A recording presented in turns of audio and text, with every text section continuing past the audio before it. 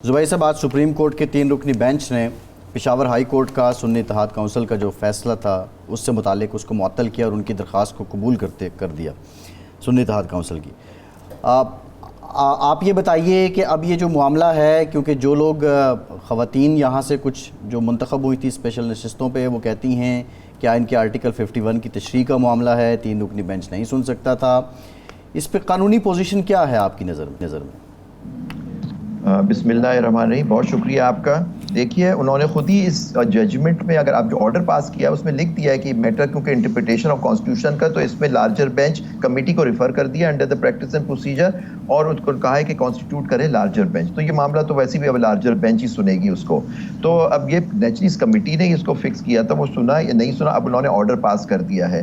तो अब ये लार्जर बेंच कॉन्स्टिट्यूट होगा, वो इसकी अपीलें सुनेगा 3 जून से, जब इसकी हेयरिंग उन्होंने फिक्स की है और उसके हिसाब से। लेकिन आज इंटरिम ऑर्डर पास हो गया है, और जो बात एक मैं समझता हूँ एक बहुत ही इलीगल ऑर्डर पास किया था इलेक्शन कमीशन ने, one of the series of illegal, क्योंकि वो तो पिछले 2 साल से ही आईन और कानून को तोड़ते हुए चले आ रहे हैं। तो वो, और पेशावर हाई कोर्ट ने अनफॉर्चुनेटली उसको अपहोल्ड किया था, वो आज उन्होंने उस पर हुक्म इम्तनाई जारी कर दिया है और कहा है कि जो डिस्प्यूटेड सीट्स हैं उस पर उन्होंने स्टे कर दिया और कहा ये ऑर्डर प्रोस्पेक्टिव अप्लाई करेगा। यही उस ऑर्डर में लिखा हुआ है। तो बेसिकली जो डिस्प्यूटेड सीट्स का ही मामला है कि पहले नंबर 1 के सुन्नी इत्तेहाद काउंसिल को वो सीटें मिलनी चाहिए थी, अगर उनको मिलनी या नहीं मिलनी, लेकिन उनकी सीटें अगर नहीं भी मिलती थी वो दूसरों में कैसे तकसीम कर दी गई, उनकी स्ट्रेंथ जिसकी बेसिस जो कॉन्स्टिट्यूशन डिफाइन करता है कि किस तरह से एक पार्टी इंटाइटल होगी रिजर्व सीट्स की, उससे ज्यादा उनके हक उनको दे दी गई। तो ये सारा गेम उनके गेम ही यही था। इसके पीछे पहले बल्ला ले लो उनसे, उनको आजाद कर दो ताकि ये इशू रहे कि उनको सीटें,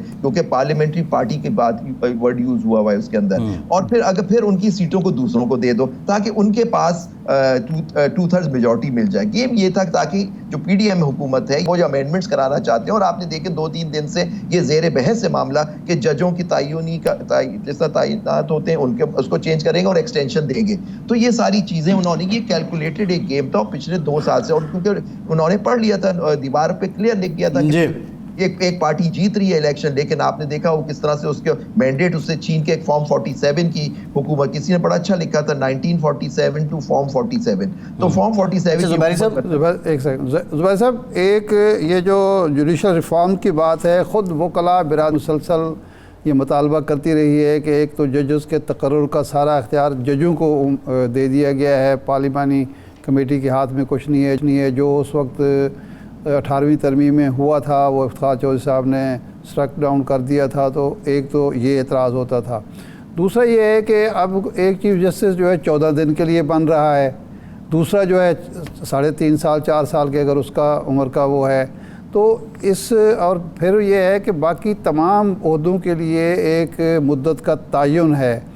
तो ये ओहदा जो है, ये सबसे बड़ा मनसब जो इंसाफ फराहम करने वाला, ये क्यों ना एक मुद्दत उसकी मुकर्रर होनी चाहिए ताकि वो आराम से काम कर सके। सबको पता हो कि ये 3 साल है, 4 साल है, 2 साल जो भी है।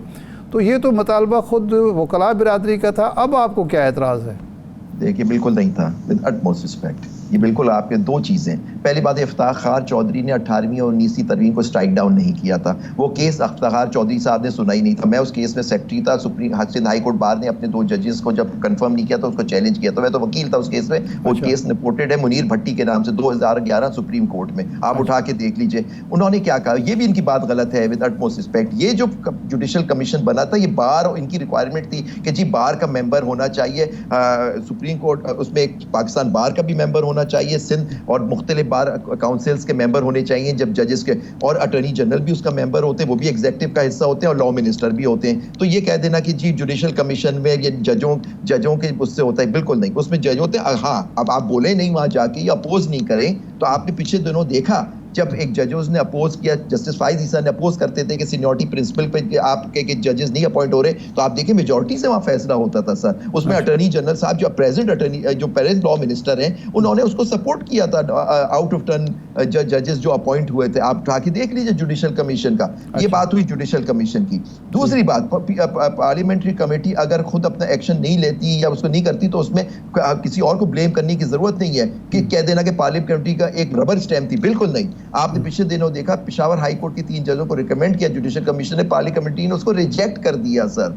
हाँ, एक बात उस जजमेंट में ये हुई थी कि अगर वो रिजेक्ट करते हैं, क्योंकि ये पार्लियामेंट्री कमेटी है और जजों से या जुडिशल कमीशन से डिसएग्री कर रही है, तो उनको रीजंस देने पड़ेंगे कि XYZ जिसको हमने रिकमेंड किया है जुडिशल कमीशन में, जिसमें एग्जीक्यूटिव भी रिप्रेजेंटेड है, बार एसोसिएशन, बार काउंसिल्स भी रिप्रेजेंटेड है, उससे आप डिफर कर रहे हैं तो अपने रीजंस दे दें और आपके रीजंस को चैलेंज किया जा सकता है। तो ये कह देना कि जी उनको बिल्कुल टूथलेस कर दिया था।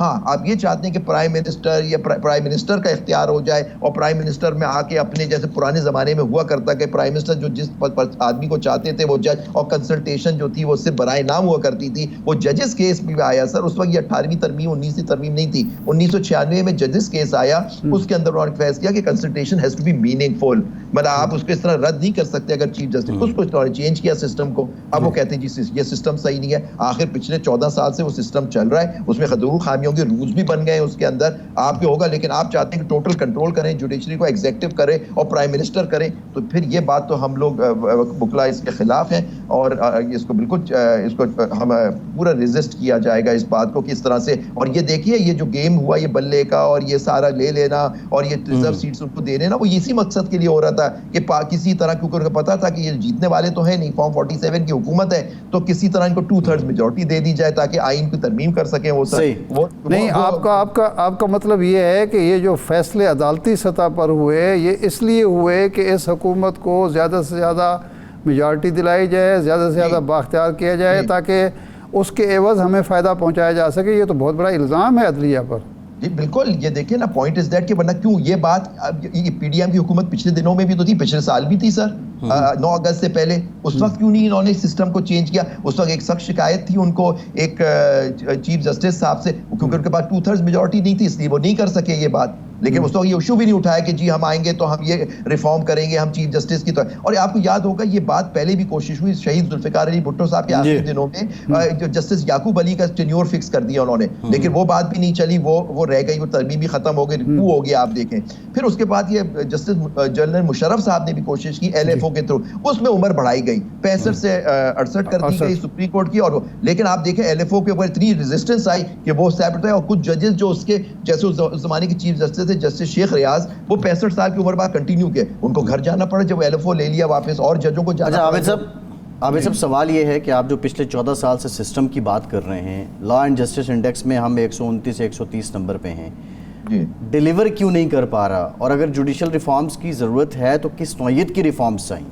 देखिए पहली बात है कि कौन डिटरमिन करता है कि हम 130 140 पे हैं? मतलब कि देखिए ना, एक बाइस्ड है हमारी आप जुडिशरी बहुत, आप अब तो खुल के बात सामने आ गई सर कि किस तरह से ये उनको फैसले वो ईमानदारी और इंसाफ के ऊपर करना चाहते हैं, उनके ऊपर उनके घर वालों को उनके कैमरेज लगा दिए जाते हैं, सब कर दिया जाता है। और सारे हाई कोर्ट्स ने अब दे दिया, कल वो केस लगा हुआ है उसके अंदर सारे हाई कोर्ट लिख के दे चुके हैं कि जी ये हमारे पे इंटरफेरेंस हो रही है। जब आपकी अदलिया आज़ादी नहीं होगी और आज़ादी से फैसले नहीं कर सकेगी तो जाहिर बात इंडेक्स में हम नीचे आ जाएंगे सर। लेकिन ये कहने लगा जुडिशरी ने फिर भी डिलीवर नहीं किया, मैं डिसएग्री करता हूँ, मैं बिल्कुल इस बात से एग्री नहीं करता। हमारी जुडिशरी 140 से 130 पे, हमारी जुडिशरी बड़े हालात में काम करती है। हाँ, जजेस देखें वक्त पे नहीं अपॉइंट होते, जो आज आप देखिए Lahore high court, Sindh high court, हर हाई कोर्ट में असामियाँ खाली हैं, पॉपुलेशन बढ़ती जा रही है, लेकिन जजेस अपॉइंट नहीं हो। डिस्ट्रिक्ट कोर्ट्स में खाली हैं असामियाँ, वो नहीं पूरी जाती। ये तो एग्जीक्यूटिव का इसमें बड़ा सीरियस हाथ है और जुडिशरी का भी इसमें रोल है। इन आप अपनी सिस्टम करें, और सिस्टम देखिए दुनिया भर में होता है, उनकी आबादी होती है, वो सिस्टम को अपडेट करते हैं, वो अपनी चीज़ों को अपडेट करते हैं, सिस्टम केसेस को चलाने के तरीके को करते हैं। आपको सिर्फ केस मैनेजमेंट को बेहतर करने की ज़रूरत है। आप केस मैनेजमेंट बेहतर कर लें, वकील उसमें साथ दें, एडजमेंट्स ना लें जो चीज़ें हुली जाती हैं, तो ये अगर ये सारा सिस्टम इस तरह से हो जाए, कॉस्ट, और आप इस तरह से करें कि कॉस्ट जो पार्टी जो फ्रिवलेस लिटिगेशन करती है उस पर कॉस्ट लगे ताकि वो हिम्मत ना करें झूठे केस दाखिल करने की, तो ये सब चीज़ें जब तक आप रिफॉर्म नहीं करेंगे हम आगे नहीं डिलीवर कर सकेंगे और इंसाफ में इसी तरह ताखीर होती रहेगी। आप चाहे और जजेस बना दें, समथिंग लगता है, जब तक आपने रूल्स को एंड नहीं करेंगे, उनको अपडेट नहीं करेंगे और मॉडर्न लाइंस पे नहीं करेंगे केस मैनेजमेंट सिस्टम को, ये आप प्रॉब्लम्स आप सही इंसाफ वक्त पे नहीं मिलेगा लोगों